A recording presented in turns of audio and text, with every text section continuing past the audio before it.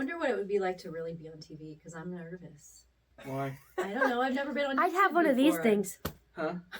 Yeah, that's for movies. Mark. And Take one. scene. Yes, that's the intro.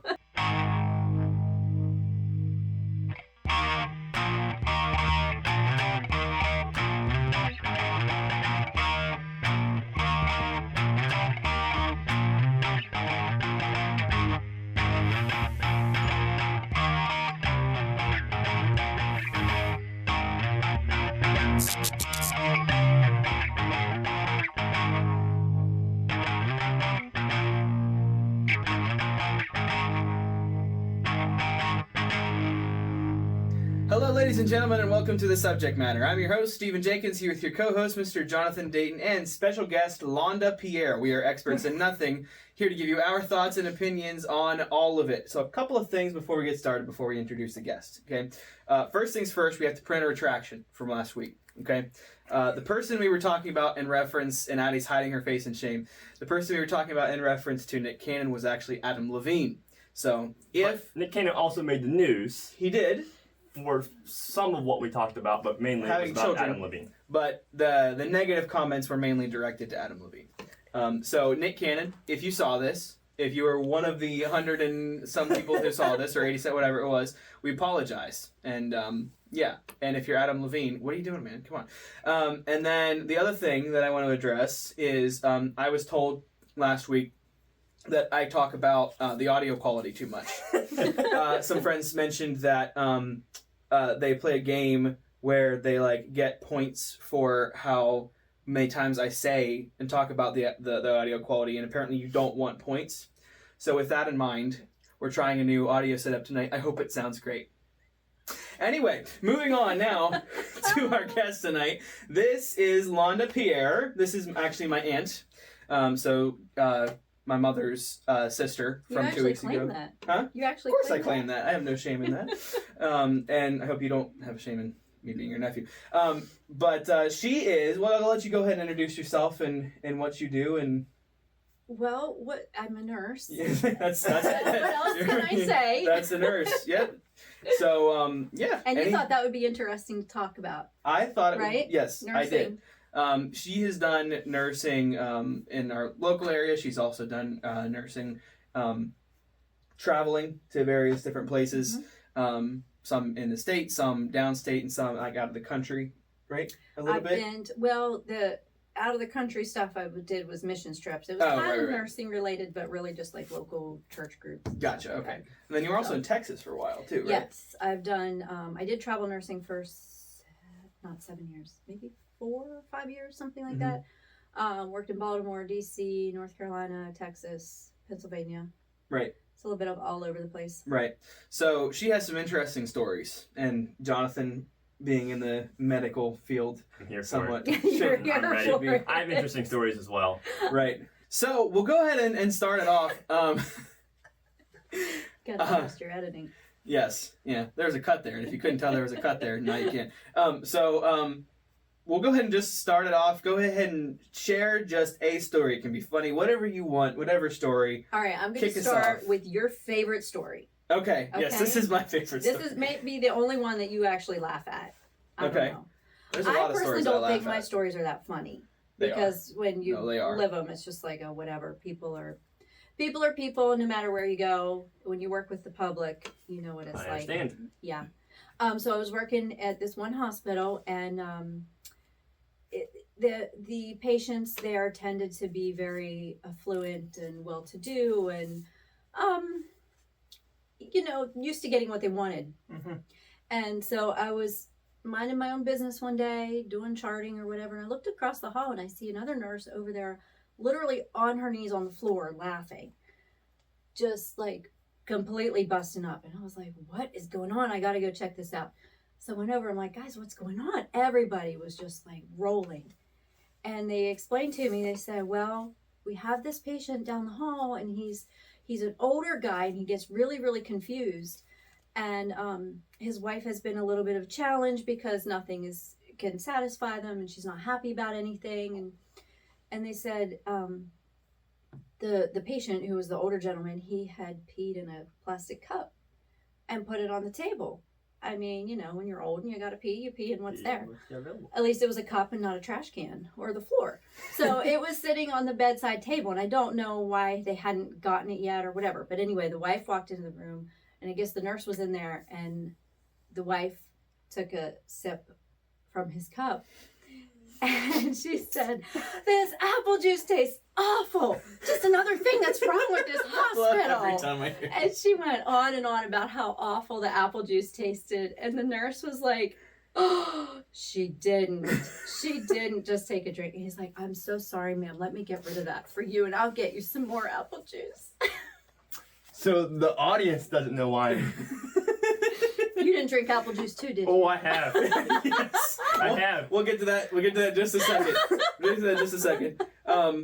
Yeah, the way I remember you telling the story, at least, was that the guy got confused and that he wasn't actually supposed to pee in the cup. No, he wasn't supposed to pee in That's the what cup. I thought. Right, he was an confused. Right. And he was sitting in the chair. They had him up in the chair, and Right. he just peed in what was available to him. And And again, lest you feel bad, you said these were not the nicest patients. Well, to be with. and that made it.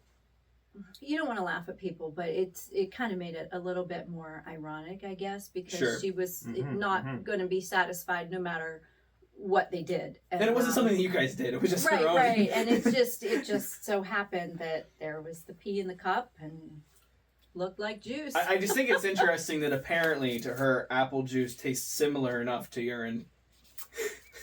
That there was at least something that didn't say this well, isn't it looked apple like juice. apple juice. It looked like But it apple juice, tastes like but apple juice. she obviously wasn't familiar with the taste of urine, Yeah. which hopefully not many of us No. are.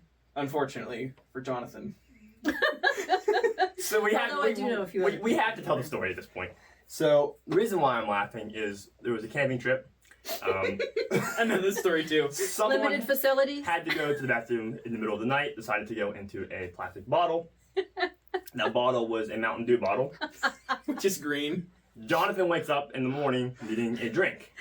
And you're like, well, there are bubbles in There's the Mountain Dew bottle. a bottle. It's at room temperature at this point. Giant chug. Run 500 miles per hour outside. Spit the contents out of my mouth, and went immediately for mouthwash. We'll stop there because There's was not enough mouthwash in the world. not enough mouthwash in the world. I did not swallow. It is very salty. It's disgusting. One of the worst moments of my life. Yeah. There's been some bad moments, but that was one of the worst. It was not good. Not My good. But story. was it sweet at all? Because then they say they have diabetes if their pee is sweet. No, it's not sweet. Okay, good. Maybe that's why she thought it was apple juice. Maybe this old guy I had diabetes. had diabetes. Maybe. I don't remember. Maybe. He might have.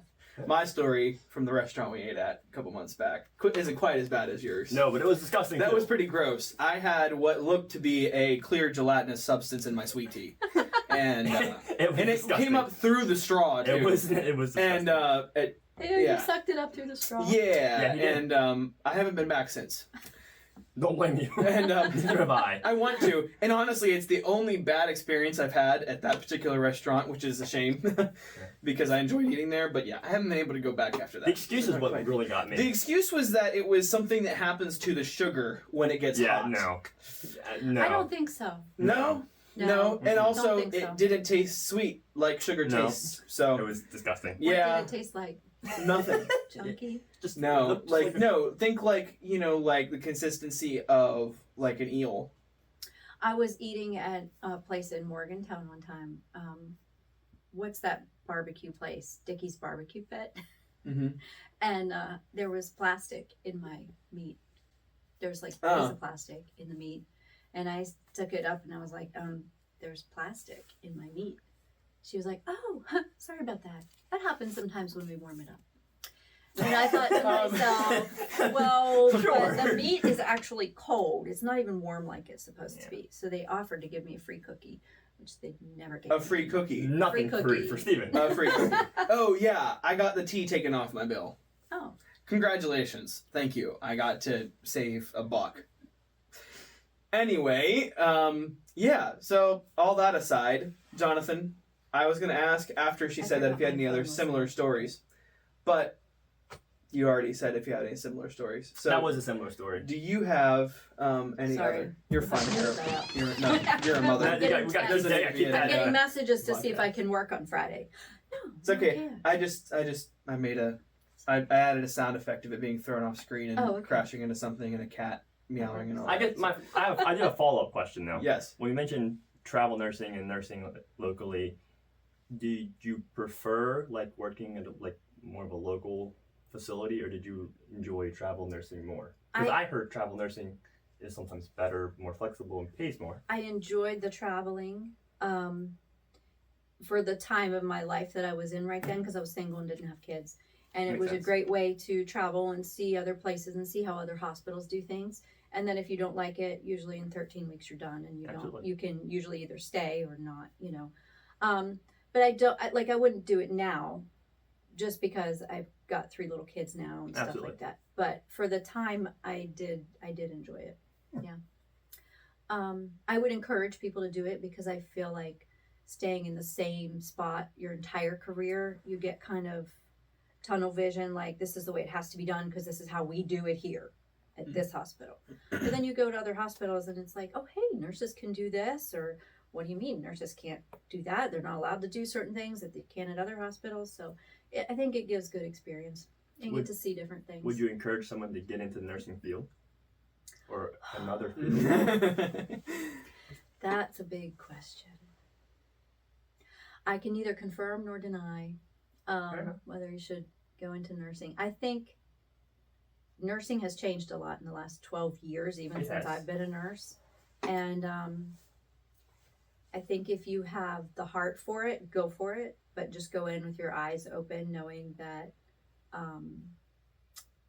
it's probably not going to be everything that you think it's cracked up to be. I, for a long time, said that I would recommend nursing over going to the EMS. And well, nursing pays better. Absolutely. That's one of the reasons why I've always said that.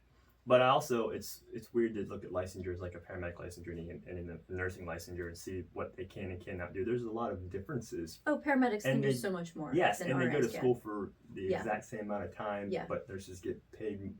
It's an interesting setup. Right.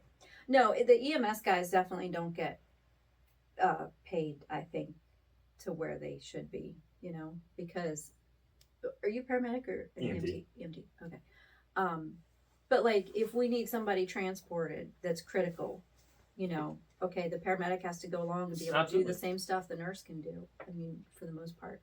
Yeah, paramedics can intubate people and put in chest tubes, or not chest tubes, but like, you know, needle decompressions and stuff, and we can't. Yeah, absolutely. So, yeah. Good answer. Yeah.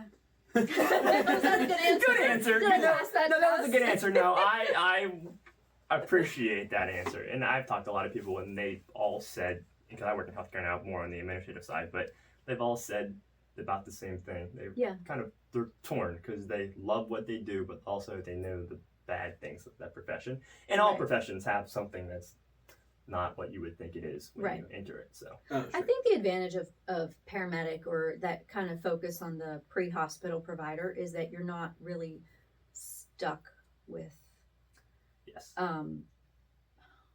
stuck with the patient. I don't want to make it sound like I feel like I'm stuck with the patient, but in a sense I am. Like you guys just stabilize them, drop them off, and good luck. the bad part about all that, though, that's the good part, but the bad part is, you know, when I have patients that transport them to the hospital, I never see the follow through. Right. Mm-hmm. So you drop them off, you don't know if they recover, if something happens, or they go somewhere else. You never get to know the ending story. Right. Every 5% you get to know the end. And 95% of your patients, you never see the follow through. Yeah. Where nursing, they're there and you take care of them for the duration. If your ER is a little different than the other inpatient stuff, but well, like when I worked in ICU, we would transfer people all the time, or like, you know, downgrade them and they'd get transferred out. I'd be like, well, I don't really know what happened to them, and so there's you still don't necessarily always know what happens to them, but you do get to follow them for a longer period of time, at least. And with EMS, you don't have to deal with poop. Well, for the most part. Back that up. Maybe in the ambulance, on a transport, that could be a little dicey. Yeah. Ambulance transports are dicey, especially for individuals that are not used to riding backwards. Yeah, that's true. So See, that I could never be a paramedic. Like they do like nurse transports where sometimes the nurse has to go along with them. I can't do it because I would be the one needing the Zofran and puking my guts out in the back. I couldn't do it. Yeah, it's unique. You know, the ambulance is like a miniature hospital on wheels per se, and it's a very, very small contained area. I get car sick quite easily, but when you're in the moment and you're working on someone or being the provider, I don't often get sick, but you're standing up, you're walking over people to get other places, and it's fast paced. That's what I like about EMS. It was always fast paced. Right. Not everything was always fast paced, but you did have those instances and calls where it was. And you kind of get fun. that adrenaline rush, and you get the quick and dirty stuff, and then you don't have to deal with some of the other things. Other stuff. Yes. But we do the bad, the fecal matter and the puking, and we still deal with that on multiple occasions, or go into the homes, that have fleas and. That's true. That's true. Yeah, I do not envy you guys going into people's houses because I know what the people look like sometimes, and I know that there's less than favorable conditions. Yeah, for sure. That's interesting. So, if there was just a cut there, then that means we didn't feature that particular story, and we don't know yet. We'll figure that out later. We'll debate on that one, but if we didn't, are there any more? I feel like we should just tell these until you run out of them, and then. What are some of the other stories I've told you guys? I don't know. I mean, do you want to hear the sad stories of like the little 90-year-old grandma that died and her husband had dementia and they had no children and he was the only one and he didn't understand that she had died and he just sat outside the room and cried and cried and cried. I experienced this too, going into homes and it's only one individual and there's no family around, and they sometimes call 911 because they just want companionship and they're in a place where they probably shouldn't be living at home anymore, and it is a sad situation. Well, and that's got to take, I don't want to say take its toll, but that's always, it's not a high point probably either. It's not.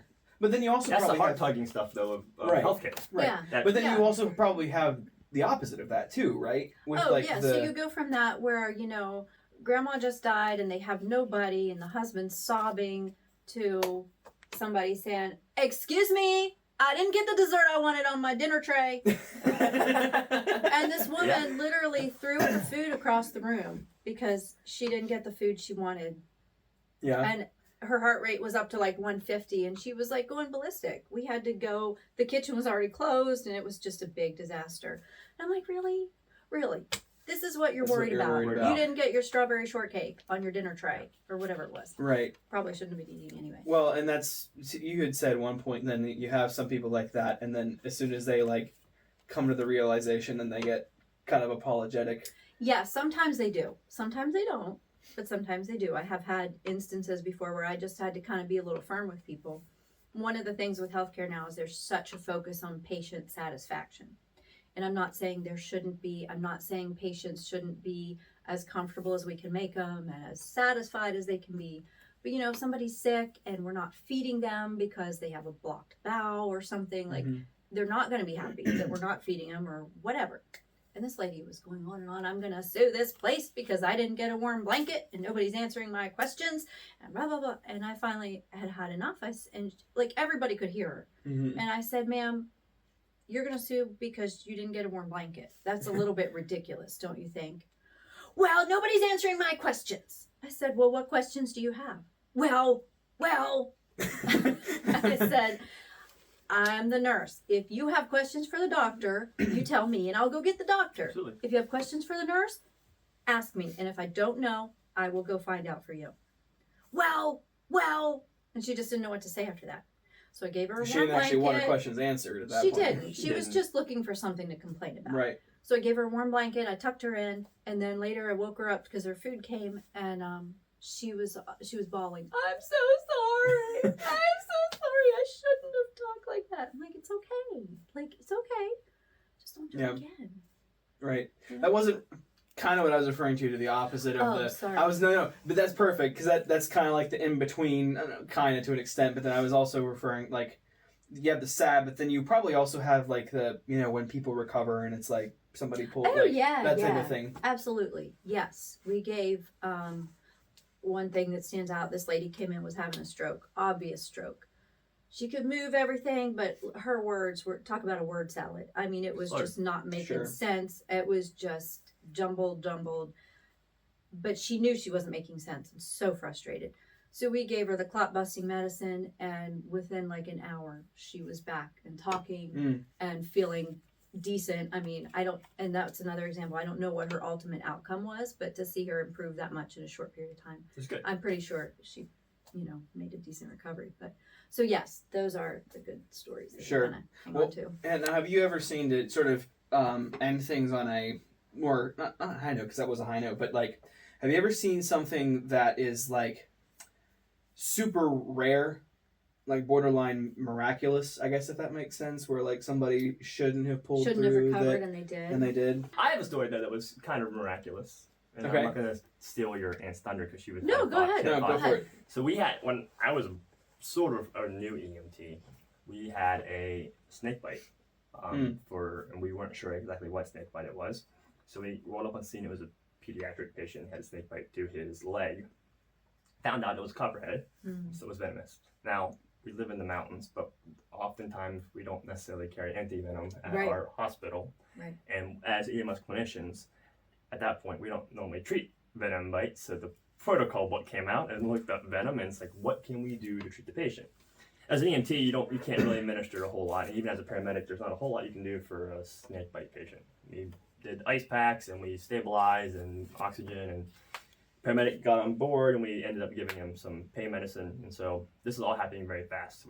Two EMTs transported about 15 minutes up the road, and we hopped on a paramedic, got on board, and gave him pain medication, and then we ended up calling the helicopter to fly him. They flew him, I can't exactly remember where we flew him, but I think we flew him local first, or at least consulted local, and they said we don't have any anti-venom gun on them, which is so they flew him about an hour away, and he was in the hospital for a significant amount of time. He was in there for months. Legs swelled up significantly. There was a lot of damage to the leg, and then I remember going to a local store and seeing the patient again, and he was in a wheelchair, but then months later then saw him playing sports again and walking, and after about a year of not being able to do anything, upright and breathing and healthy and running and being a kid again, was very cool. was very satisfying, because the outcome of that night could have been significantly worse than what it actually could have been. For sure. Right. Now, I might have missed it. Did you say how like he was a child? It was Pete. Under the age of 13. Gotcha. Okay. Yeah. That's very cool. Yeah. No, that is a good story. While we have you on here, Londa, I would like to ask, because this is completely unrelated to the medical stuff, but while I was thinking about it, just an interesting other topic that I know I like to discuss with you. You and I have both had just some of the weirdest dreams. Oh my. And you really want to go there? Just very quickly, we're not just gonna choose one. Just choose one to finish it out. Just choose it out. Just finish. You can do the deer at the top of the road story if you want. That one's my favorite. That's the first one that popped in my head. We'll go with that one. We'll start with Jonathan. If you can think of any just super odd dream. This is completely unrelated, but I figured it would be something interesting to finish us off with. Odd dreams on the spot. On the spot. Apparently, I don't have weird. He must need some time to think. I don't have weird dreams. He must sleep good at night. He does. I do. I do. We've had this discussion before. I sleep very soundly. I do have weird dreams. I don't remember my weird dreams, but I sleep very soundly. But there was one. It's not really weird, but I had a dream one day that I was like falling from the sky, and I landed on my bedroom floor. I was underneath my bed. I woke up like hysterical, and I was laying in bed, so I went back to sleep. Had the same dream, kind of like picked up where it left off, and kind of happened again. I woke up the second time, and I was underneath my bed on the floor. Not sure how I got there, but it happened, and it was really awkward. Now again, not really that interesting. And I'm really excited to hear. Well, no, it is interesting though, because in your dream, did you actually hit the ground? Yeah. In your dream. It's like just hit the floor, and because you know how long ago was that? I was a kid at this point. I was young. Because you know what they say that means. It means you're gonna die. I'm still living, and you made it. So you survived the dream. 10 years later, I survived the dream. That's what I'm I've still heard. living. That if you hit the ground in your dream, because I used to have those dreams all the time that I was falling, but I always woke up before I hit the ground. I hit the ground, and I was like laying upside down, like on my back, and Interesting. That's Yeah. interesting. Because I hit the ground one time in my dream, but I was, this is when I was a kid too, but I was in between the state of dreaming and waking up. So I wasn't actually fully awake yet, but in that midpoint state, I felt my back like snap as it hit the ground, Yeah. which was odd. Dreams are weird. They are weird. I'll go ahead and Yeah. tell mine because yours I think Yeah. trumps mine. Oh, I don't know. I had a lot of weird dreams, but Well, I mean, Mine I is guess good, I've but told it's it not so quite many as good as times yours. it feels normal. now. it's not. It's not though. So I had a dream that my two siblings and I. At this point, I have Okay. 3 siblings, but it was my 2 siblings at this point, and my mother were in my dad's walk-in closet. This is a long, long time ago. We're in my dad's walk-in closet, which did not look like my dad's walk-in closet, but dreams never look normal anyway. fair enough.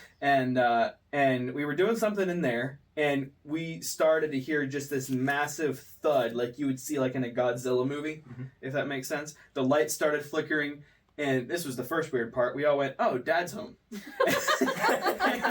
which is funny in and of itself. Quite an entrance. And this was a nightmare for the record. He swings open the door then, and he walks in, and his face is made of denim. Made of denim, and like on a guy's jeans, like the part with the zipper, that was like going down across his face. Okay. That was whatever my mind decided that these jeans, like the seam was where his like That right sounds across like his something face. from a Marvel movie. Kind of, not Probably. Kind of. That's probably I'm just right. saying. And G-Man. multiverse. And he walked in and he said like something to the effect of, "What are you doing?" And like I screamed and I woke up. But yeah, that one always stuck with me because I have no idea. Where it came from. So you Yeah, had one. my first one that comes to mind is I was riding up to my parents' house on a little moped. Whatever. They Which live you've never out- owned. Yeah, I've never had a moped. They live up on a hill, and in my dream, I was on this little moped putzing along, and I had to go up the hill to get to their house, and I looked to the top of the hill, and there was a deer standing up there on his back feet. He was up on his 2 back feet, and in his front paws, he was holding an axe. And he was waiting for me to come up to the top of the hill, and he was going to cut me with the axe. I have no idea what kind of Fair enough. emotional distress that signifies. And then I did have another one that I'm a little fuzzy on, but it did involve a leech on my leg in my parents' kitchen. And then the leech pulled out a little tiny handgun. I've never heard about that one. I'm a little fuzzy on the details. I don't remember if he was going to shoot me or somebody else, but there was a leech with a handgun. That's the title of the episode, Steven. Leech with a handgun. Leech with a handgun. Yes, maybe. Yeah. Yeah. But you know what? That's Maybe why I I'll- fall asleep at night is I start to dream. Right. Apparently most people actually fall asleep first and then dream. But that's how I know that I'm falling asleep is because my thoughts are starting to turn into dreams, but I'm still awake enough to know that's happening. Right. Interesting. I don't think that's normal. If there are any psychologists out there that would like to do a free evaluation, I feel like Hit me it's up. somewhat. I like to daydream when I fall asleep. Didn't you have one though where you walked out in the backyard and your dad was talking to a bear? there was a bear out there. Yes, there was a bear, a black bear walking through the yard with a load of firewood on his back. And he stopped and he looked at my dad and he said, "Where are your offspring?" And my dad was like, "Well, they're in the house," or something like that. And yeah, the bear was talking about you. Yeah, I was like, yeah, about oh yeah, that's my offspring over there. Oh, I've been chased by bears and lions and tigers. I used to have this recurring dream that there was a tiger chasing me in the yard, or that a bear was outside trying to get me, and most of the time I was struggling trying to get the doorknob open, and then I woke up.